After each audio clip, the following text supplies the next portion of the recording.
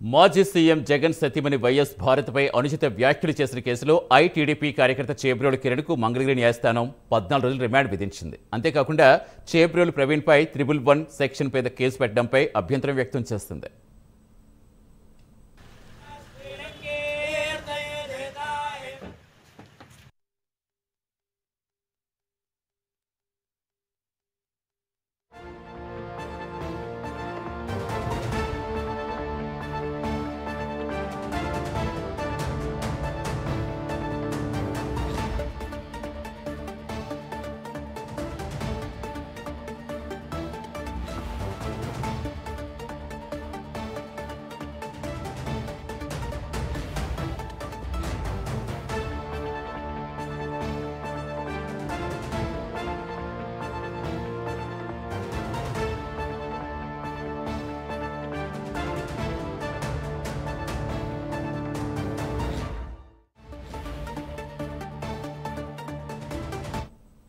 మాజీ సీఎం జగన్ సతీమణి వైఎస్ భారత్పై అనుచిత వ్యాఖ్యలు చేసిన కేసులో టీడీపీ కార్యకర్త చేబ్రోలు కిరణ్కు మంగళగిరి న్యాయస్థానం 14 రోజులు రిమాండ్ విధించింది. అంతేకాకుండా చేబ్రోలు కిరణ్పై 111 కేసు పెట్టడంపై అభ్యంతరం వ్యక్తం చేస్తుంది.